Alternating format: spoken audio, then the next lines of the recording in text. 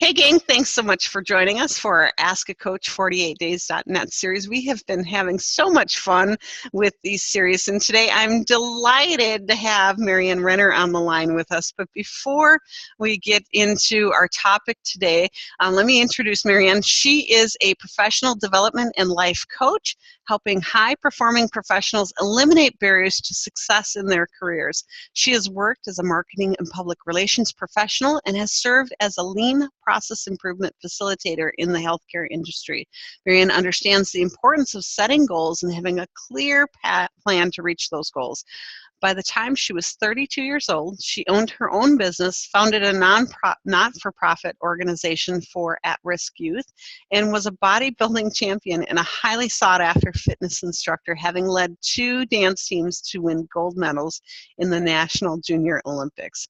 Her effective techniques for problem solving, together with her insights to personal behaviors, have made her a highly impactful coach in helping many professionals reach their goals. Marianne, thanks so much for being on this session with us. Thank you, Jen. It's my pleasure to be here.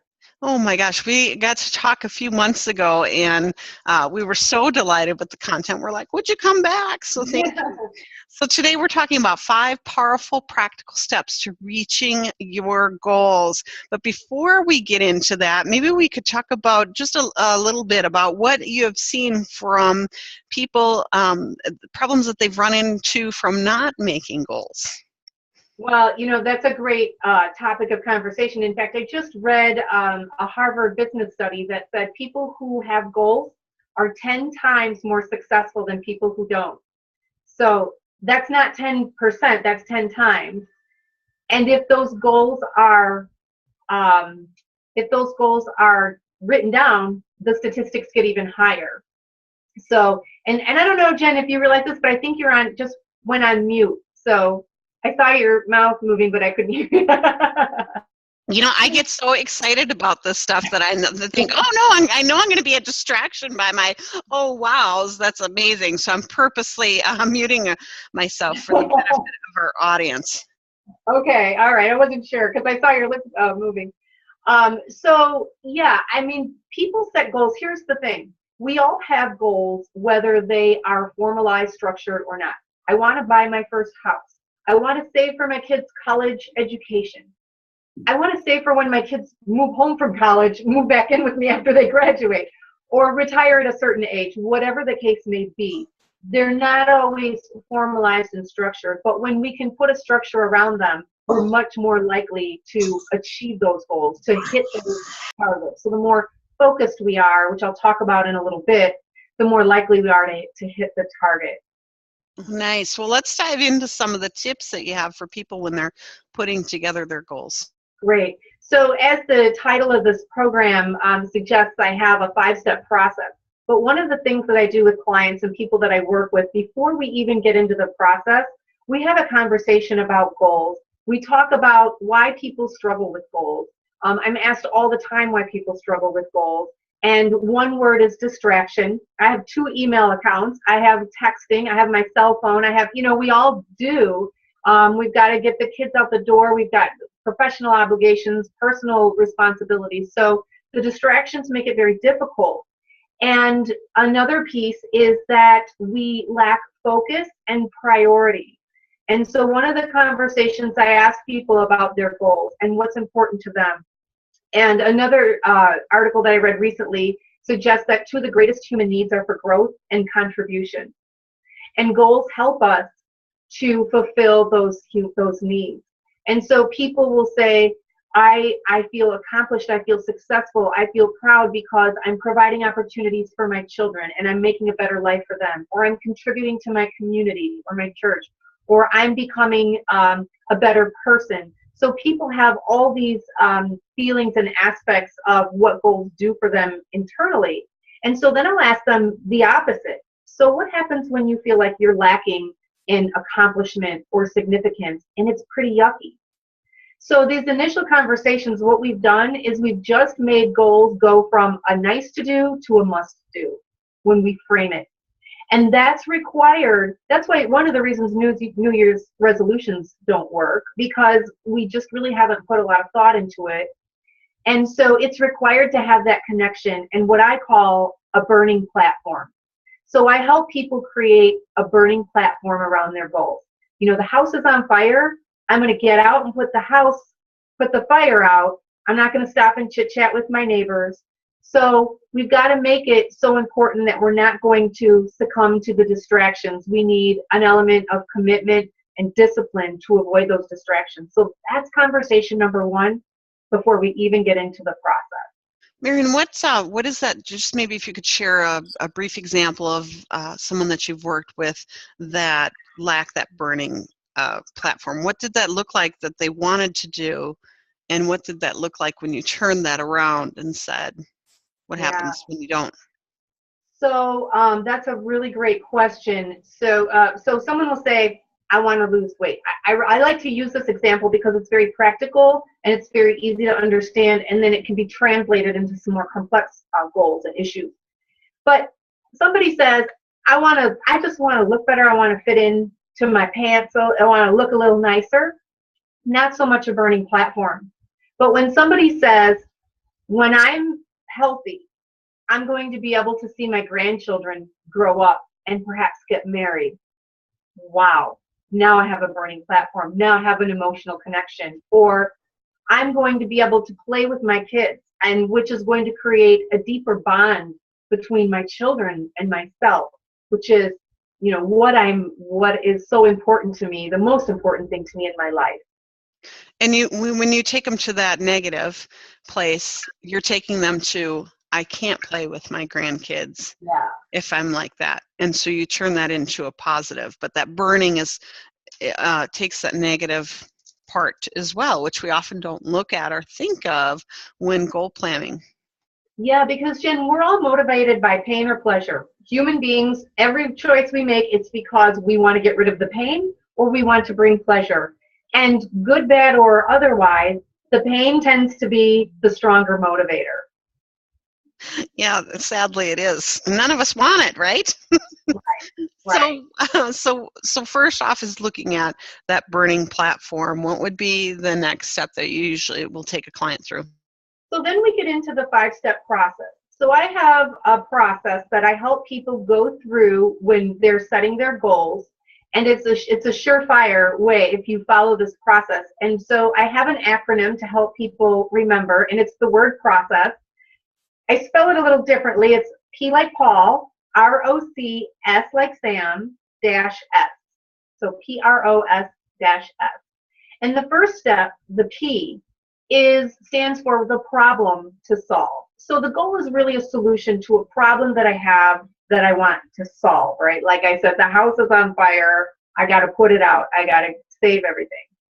So what I talk about with people in this step, which is very critical, is to frame a problem, articulate a problem in a way that's very clear and concise and narrow and focused.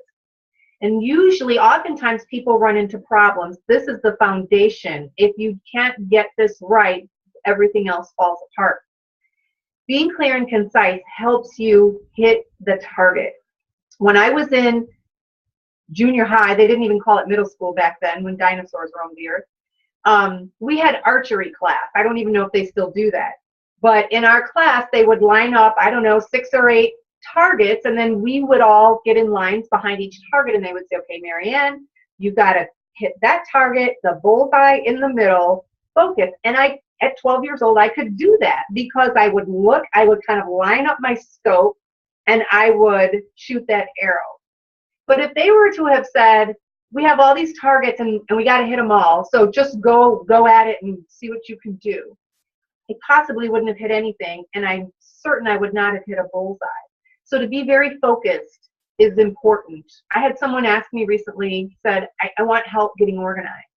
And I said, well, what does that look like? That wasn't clear and concise to me. And he said, well, you know what? I have projects all over the city, is multiple locations, multiple teams. And he said, I need a project planning system because I can't plan anything. And also I need a scheduling system because I'm putting out fires. I can't keep my schedule.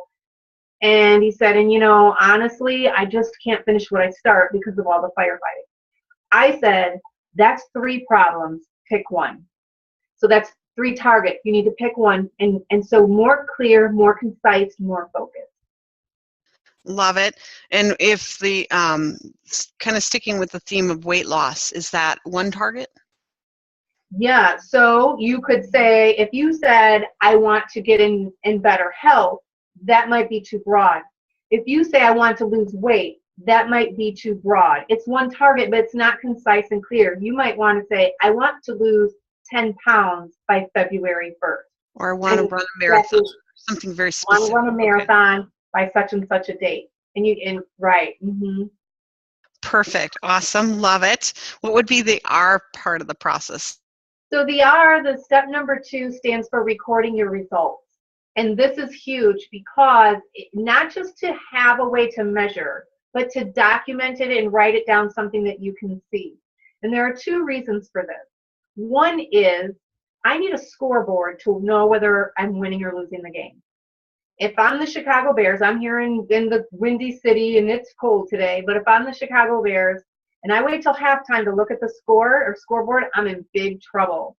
So you need a scoreboard. You need to know right away, am I winning or losing? And am I on track or am I off track? And if I'm off, what am I going to do to turn that around? So that's really important. And then the second piece is we're motivated by progress.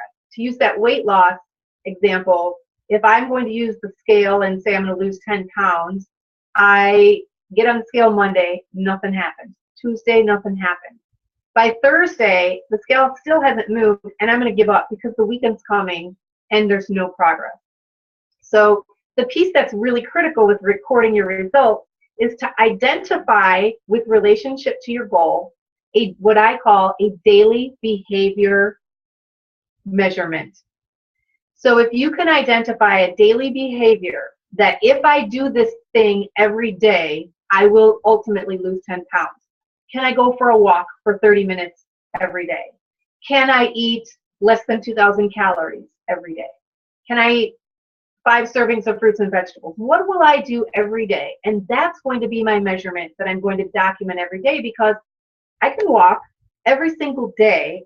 I can feel successful. I can feel like I've made progress, that I'm moving forward. And that creates a momentum and a snowball effect that makes us want to keep going. So in essence, you can't control the scale, but you can control, in that example, what your behaviors are, and that would be through walking or whatever that measurable progress would be. You can control the scale, but it's just too far out. It's not immediate enough. It's not immediate progress. It's not like a quick feel-good win that you need to keep going. Because eventually, it might be a month, it might be 3 weeks, you'll see that scale move, but it's not fast enough. I mean, it's not immediate enough for us. So picking those small wins along the way is really helpful. And what would be the O part of it? So the O, and this is the part that people don't think about, the O stands for obstacles. And so when I work with clients, we take some time to say, now if I'm going to go embark on this journey toward achieving this goal, what are the potential obstacles that are going to get in my way? So that I can look at them and create a preemptive plan of attack, which is actually the next step. The first S in the process stands for solutions. So I ask them to make a long list of all the obstacles and then identify a solution for each one. So staying with our weight loss theme, okay, I know the holidays are coming, and I know that's going to be a problem for me. So I'm going to write that down, and what is it that I'm going to do to make sure that I'm prepared for that? Oh, being that proactive, that is nice. Yeah. Have you seen, so folks who haven't thought this through, these are probably maybe where a lot of the New Year's resolutions fall off by January 15th. Maybe it's that they've not thought of the obstacle things. Is that one of the biggest things of not doing that part of it, Marianne, is that they fall off and they feel like a failure? Right. So that's a big part of it. I mean, this whole process, the sustainment and the success at the end of the day is baked into each one of these steps. Like I said, having that, it all starts with your P, which is your foundation, and then everything builds, recording the results, having the daily behavior. That's another that you're recording, that's another step that helps you sustain so that you don't do the old New Year's resolution and fall off. The obstacles is certainly another piece of that, because it's helping you to identify what might be getting in your way, so when something, because we all know that we will get off track, because nothing is a straight line and nothing is perfect. So to the best of your ability, what are you going to be able to do to get back on track? Nice, nice. What would be the next step? So we talked about the O and the S, the solution. The final S, it stands for sustainment. And this again goes back to pretty much everything we do. I might lose 10 pounds, but what's going to happen, once I'm planning for the wedding or the beach vacation, or the doctor told me I had to, whatever the case may be, what happens when I lose the 10 pounds? Because going on the program is the easy part, but sustaining it is the difficult part. What can that look like for those? Actually, Marianne, we talked about weight loss as an example. Can you briefly tell us, maybe it's the organization story of what that looked like for him, or maybe in your career coaching, what that can look like for somebody in transition? Yeah. So the sustainment strategy is, a lot of the pieces of this process are baked into the sustainment strategy. So for example, using your daily behavior. So we might say, okay, if I'm looking for a new job, we might say, what's that daily behavior that you're going to do, and what are you going to track and measure, and how are you going to track and measure it? Every day from this time to this time, right, I'm going to be applying for jobs. Every day I'm going to be, what is the step that I'm going to do when I'm applying for a job? Or what is the step that I'm going to do to prepare for my interview? Every day I'm going to review these questions. Every day I'm going to practice for 30 minutes. And it's the same thing kind of in the corporate world when I work with businesses and they say, we want to improve the bottom line. Okay, we go back to our P. Do you want to improve your processes? Do you want to improve efficiencies, cut staff, increase sales, find new customers, cross-sell your current services to your current customers? So what does that look like? And then what are the behaviors you're going to do every day to drive that forward? Every day our team is going to huddle to see where we are with a particular behavior that we said we were going to do. We said we were going to make X amount of phone calls in order to get to the sales goal that we want to get. So with regard to sustainment, using that daily behavior metric and the recording of the results is a huge piece of it. Using your obstacle and solution is a big piece of the sustainment. Identifying that burning platform, making sure you had a really solid burning platform. If I don't meet the sales goal, I'm not going to be able to save for my children's education. I'm not going to be able to give them the opportunity that's really my heart's desire and my dream. Or I'm not going to be able to, I have a dream for myself that I want to start my own business, or I want to live a certain lifestyle, and I won't get there. So all of these pieces are part of the sustainment strategy. It depends, what we emphasize depends on the particular client. And I would think that accountability really goes into the sustainment piece of it as well. Yes, it does. It's often part of the obstacle solution. Like, I know if I wake up and it's cold outside, I'm not going to go to the gym. Well, what's the solution? I have a partner to go with, I'm more likely to go. Very nice. Well, Marianne, where can we learn more about you? And then we want to hear some final parting thoughts as we go, especially into the next season. We have folks that are looking to transition into whether it be a more fulfilling job or a more fulfilling health, something that typically they're looking to improve upon. Yeah, so you can find me on my website. It's my name, MarianneRenner.com. And if you go to the website, I actually have a page right now, /48 days. If anyone wants to go to MarianneRenner.com and /48 days, you can just give me your email address, and you will be able to receive $100 off any coaching package that I have. Now, you're not committing to a coaching package by going there. So if you want to do that, if you think that's something that you'd be interested in discussing, just go to the page and give me your contact information, and I'll reach out, and then we can have a conversation about, what that would look like and what are your needs and that kind of thing. So that's no commitment, right? It's no just, commitment. hey, we're just talking. Okay. Well, no commitment. But, anybody, here's the thing, anybody who's watching this webcast is committed to growth and improvement. And I just really want to recognize people for that and encourage people and help people. I'm really excited for people's commitment to their personal growth. So if you're watching this, as my gift to you, I want to give you $100 off any coaching package. But again, all you're doing is qualifying for that by giving me your contact information. Oh, outstanding. Marianne, thank you for being on today. This has been so much fun, and I know there's going to be people impacted it, so thank you. Jen, can I just say really quickly, too, that... Yeah, I was going to say, give us your final parting thoughts, too. Yeah, my final parting thoughts are, I really believe that each of us is here on this earth to fulfill a unique purpose. I truly do. And goals help us to discover, pursue, and fulfill that purpose, so that at the end of the day, we can say, I have done all that I was put here to do, and I have become all that I was put here to become. So I really think that, goals truly are not just a nice to do. They're really a must do. And I, again, just want to commend everybody who's watching this for their commitment to their growth and to becoming who their God-given person that they were meant to become. And I want to thank you and all of the 48 Days community for letting me be here today.